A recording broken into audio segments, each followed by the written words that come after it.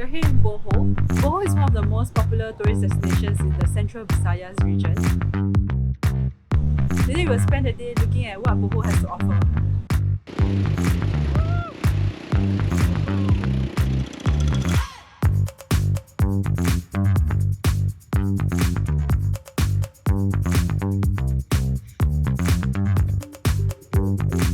Hey guys, good morning. We are on our way to Bohol and it's a 2-hour ferry. So we're pretty excited because we woke up 4 a.m. in the morning just for this. And now we're finally on the ferry and we are going to try to show you what's the best things to do in Bohol. So the plan is to see as much as Bohol as we can before we take the last ferry back to Cebu.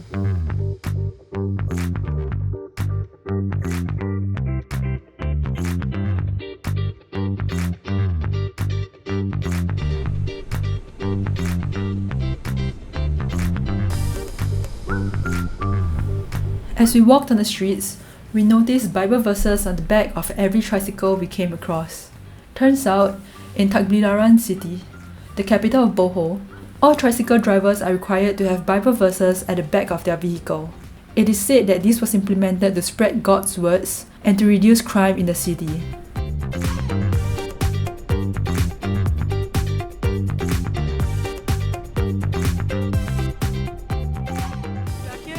Stop of Bohol, the Chocolate Hills, and we are going to explore the Chocolate Hills by taking an ATV ride.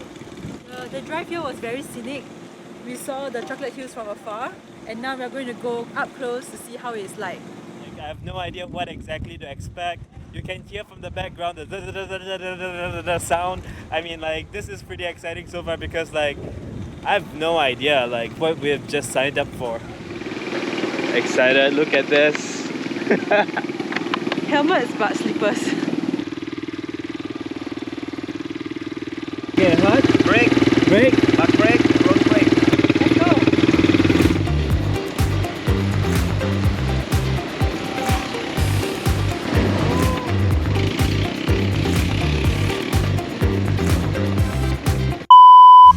As I revved the engine and started to navigate through the muddy terrain, I felt a sense of freedom and adventure. And every time I see a pool of muddy water, I felt the urge to accelerate through it. Mud was flying everywhere, splattering onto my clothes and helmet, but I was too focused on the ride to care. As we maneuvered through the dense forest and mold-shaped hills, we felt a sense of awe and appreciation for the natural beauty of the area. Oh, looks awesome! Look at that! Look at this! Compare it to my face. It's pretty awesome. I didn't really know how to control everything in the beginning, but after a while it got better. My pants are wet from the mud. My feet is full of mud. Great way to start our trip at Bohol.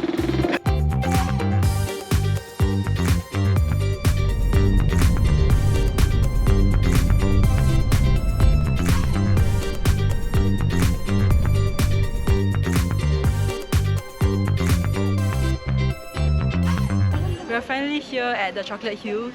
There are over 1,000 hills here, each of them between 100 to 500 meters. The hills are covered in grass, and in the dry season, the grass turns brown, which gives it its name, the Chocolate Hills. Fun fact, these hills are actually on the provincial flag of Bohol. So to get the best views, we have to do a little bit of walking up the steps.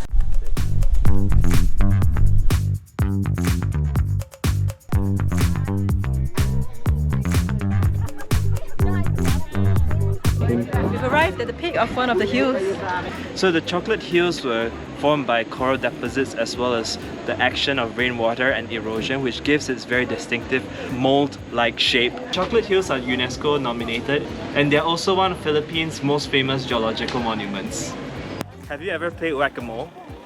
I'm not so sure if this is the similar comparison, but I feel like I would like to have a hammer and kind of smash all of these balls one by one. I'm not sure if you can see in the video, but there was a hill with a dent inside. I think Aaron whacked that hill. That was breathtaking, but it's not the end of our trip. We are still going to the Tarsier sanctuary to look at some tiny monkeys.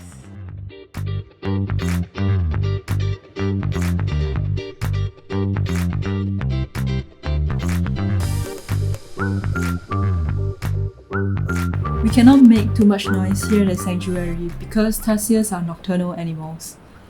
And when they get disturbed during the day, they sometimes get so stressed out that they commit suicide. Tarsiers are the world's smallest primates. Right now they are sleeping, but ever so often they would wake up and look at us.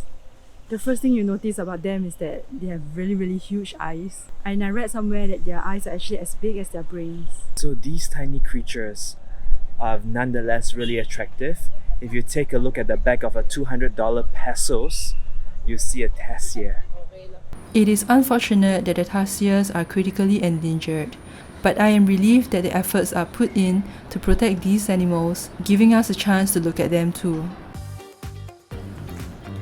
On the way to Loboc, we took a pit stop at the Bilar forest. These are tall mahogany trees planted by the Boy Scouts during the 1960s and now represent one of the most successful reforestation efforts in the Philippines. So the last stop of the day is to get to the Loboc River cruise. We'll be having lunch as well as a stunning view of Bohol's natural beauty. It is very interesting how they operate here. In fact, like how the boat moves is that there's a smaller boat right behind the bigger boat and pushing the bigger boat in front of it. Before setting sail, we were treated to an amazing spread of local Filipino food. And by that, I mean a really scrumptious spread, including my favorite siomai. All the other food were really delicious too. Not long after we set sail, a singer graced us all with some really lovely music. This is Bohol, Loboc, Bohol. Welcome, visitors. Good afternoon, everyone. Welcome to Bohol, and welcome also to Village Hotel Restaurant. Known for its clear emerald waters, the Loboc River is said to be one of the cleanest rivers in Bohol.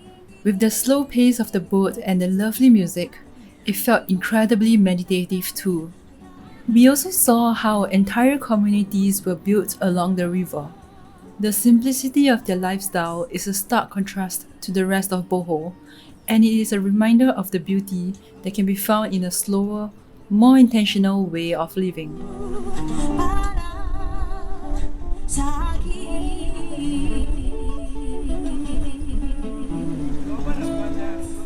I'm wondering why the water is green. I think it's because there's a lot of leaves in the tree.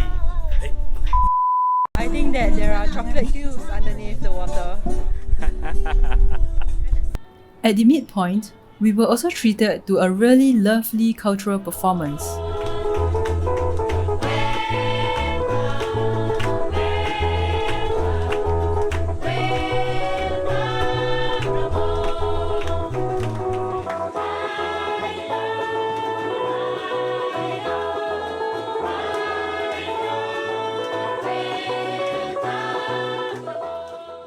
What a great way to end our time here in Bohol. And we were treated to an amazing experience with beautiful sceneries across like the river, as well as the pristine nature, as well as sumptuous food and very lovely music. When we started with the Chocolate Hills, which was like the most popular tourist destination in Bohol, I thought that things couldn't get any better. And this river cruise experience was just like the perfect way to end our experience in Loboc and in Bohol. And so, Bohol, we'll miss you.